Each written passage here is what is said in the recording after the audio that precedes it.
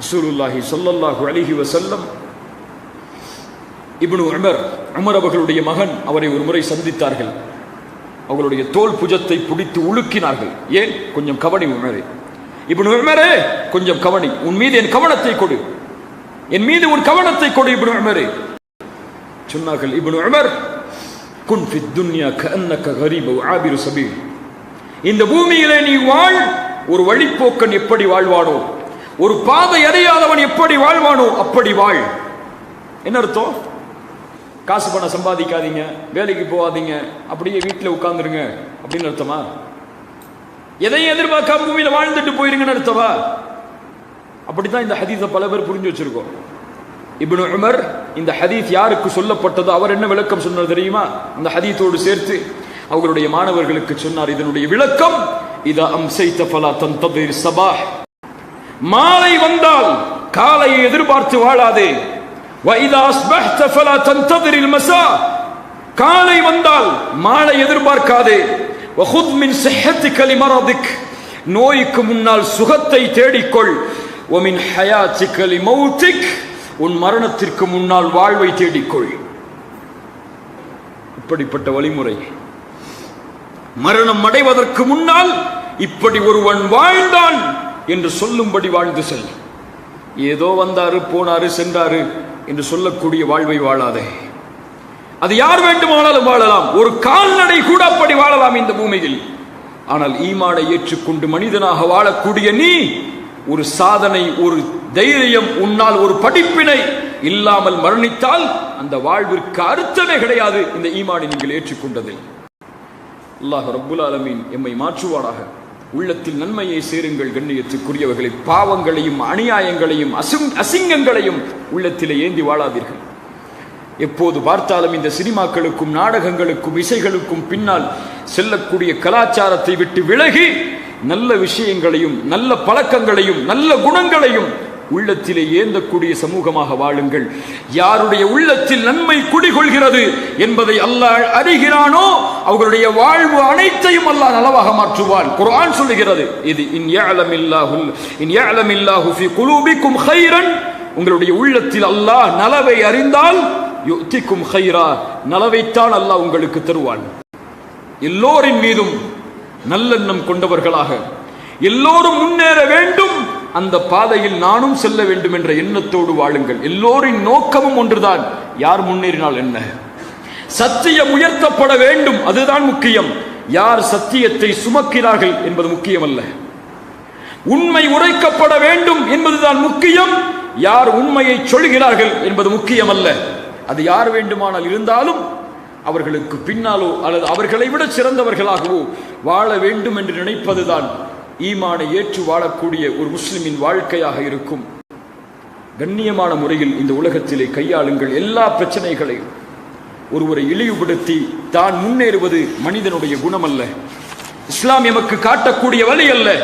ஒரு சகோதரன் இழிவடைந்து நான் கண்ணியமடைவது உலகத்தில் எதற்கும் பலனளிக்காத ஒன்று. ரசூலுல்லாஹி ஸல்லல்லாஹு அலைஹி வஸல்லம் சொன்னார்கள், ஒரு சகோதரனுடைய கண்ணியம் பாதிக்கப்படும் பொழுது, ஒரு சகோதரனுடைய கண்ணியம் இழிவான முறையில் பேசப்படும் பொழுது, யார் அதை விட்டு தன்னை திருப்பிக் கொள்கிறானோ அல்லாஹ் அவனுடைய முகத்தை நரகத்திலிருந்து திருப்பிக் கொள்கிறான்.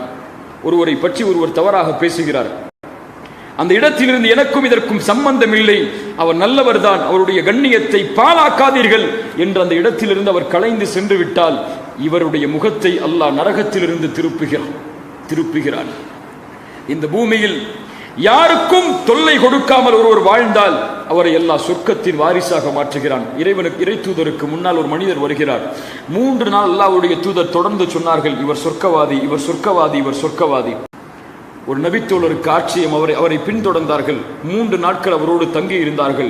என்ன செய்கிறார் இவர் சொர்க்கவாதி என்று அடைவதற்காக? 3 நாளும் பெரிதான ஒரு வணக்க வழிபாட்டை அவரிடத்திலே பார்க்கவில்லை.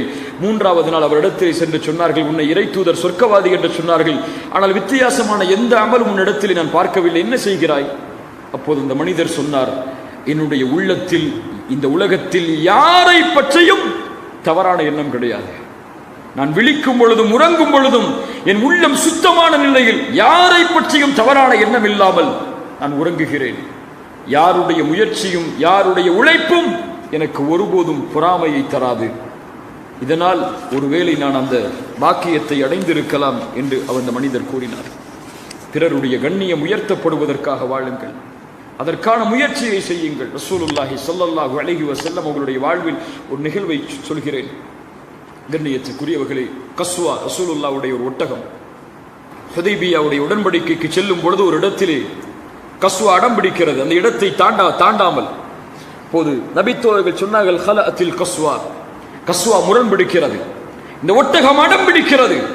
ரசூலுல்லாஹி ஸல்லல்லாஹு அலைஹி வஸல்லம் உடனடியாக ஒரு ஒட்டகத்தின் கண்ணியத்தை அந்த நபித்தோழர்கள் விமர்சிக்கும் பொழுது உடனடியாக சொன்னார்கள், அப்படி சொல்லாதீர்கள், கஸ்வா ஒருபோதும் முரண்பிடிக்காது, அது அதனுடைய குணம் அல்ல. யார் யானை படையை தடுத்தாலோ அந்த இறைவன் தான் இதையும் தடுத்திருக்கிறான். ஒரு ஒட்டகத்தின் கண்ணியம் பாழாகுவதை ரசூலுல்லாஹ் விரும்பவில்லை. ஆனால் இன்று ஃபேஸ்புக்கில் இந்த முஸ்லிம் சமூகம் செய்யக்கூடிய செயல்கள், யாரோ ஒருவன் யாரையோ பற்றி விமர்சித்தால் அந்த விமர்சனத்திற்கு இவர்கள் கை கொடுத்து நாமும் விமர்சிக்கிறோம். இஸ்லாமிய மார்க்கத்தை புரியாத பலர் முஹம்மது ரசூலையும் அல்லாஹுவையும் பற்றி தவறான முறையில் விமர்சித்தால் இவர்கள் அவர்களுடைய தெய்வங்களையும் அவர்களுடைய மதங்களையும் விமர்சிக்கிறார்கள். யார் சொன்னது அப்படி? யார் உங்களுடைய மார்க்கத்தை புரியாமல் நடக்கிறாரோ அவருக்கு அழகையும் இந்த மார்க்கத்தின் தெளிவையும் கொடுப்பதுதான் எமக்கு கடமையை தவிர பிற மதங்களை விமர்சித்து நாம் எம்முடைய மதத்தை வளர்க்க வேண்டும் என்ற அவசியம் இஸ்லாம் எமக்கு காட்டுத்தரவில்லை. இது மார்க்கம் அல்ல, இது ஒரு வழிமுறை. இதை ஏற்றுக்கொள்பவர்கள் ஏற்றுக்கொள்ளாதவர்கள் அவரவர்களுடைய முடிவு. ஆனால் கண்ணியத்தோடும் அன்போடும் பரிவோடும் இந்த உலக சமூகத்திற்கு முன்னால் தெரிய வேண்டிய முஸ்லிம் சமூகம் இன்று ஒரு பாதை மாறுகிறதோ என்ற ஒரு பயம் எல்லோருடைய உள்ளத்திலும் தொற்றி வருகிறது. இறுதியாக ஒரே ஒரு அறிவுரையை மட்டும் கூறி முடிக்கிறேன். கண்ணியத்துக்குரியவர்களே, இந்த உலக வாழ்வு அல்லாஹ் எமக்கு கொடுத்த ஒரு மிகப்பெரிய அருட்கொடை. அதுவும் படைத்த இறைவனை வணங்கக்கூடிய இந்த கொள்கையில் அல்லாஹ் எம்மை உருவாக்கியது. அல்லாஹ் கொடுத்த மிகப்பெரிய அருட்கொடை, அதற்கு எதுவும் ஈடல்ல. குல் ஹாதிஹி சபீலி அதுஉ இலல்லாஹ் அலா பஸீரத்தின். இதுதான் நம்முடைய பாதை, இந்த மார்க்கம் தான் நம்முடைய பாதை. இது மதம் அல்ல, இது மார்க்கம் தான், இது ஒரு வழிமுறை, இதுதான் நம்முடைய பாதை. இந்த பாதையுடைய இலக்கு அல்லாஹ்வுடைய பொருத்தமும் சொர்க்கமும். அலா பஸீரத்தின், நான் இதில் இருந்து கொண்டு அல்லாஹ்வின் பக்கம் மக்களை அழைப்பேன். அலா பஸீரா, தெளிவான பார்வையை கொண்டு. தெளிவான பார்வை என்றால் நின்றால் எல்லாம் தெரியும், அதான் தெளிவான பார்வை. இங்க ஒரு தடுப்பு இருந்துச்சுன்னா அது தெளிவான பார்வை இல்லை, பார்க்க முடியாது அவங்களை. என்ன தெளிவான பார்வை? தெளிவான பார்வையில் நாம் புரிந்து கொள்ள வேண்டிய முதல் அம்சம், நான் ஏன் இந்த ஈமானில் வாழ்கிறேன், என்னை ஏன் அல்லாஹ் முஸ்லிமாக படைத்தான், என்னை ஏன் அல்லாஹ் வணங்குவதற்கு தேர்ந்தெடுத்தான். ஏன் தெரியுமா?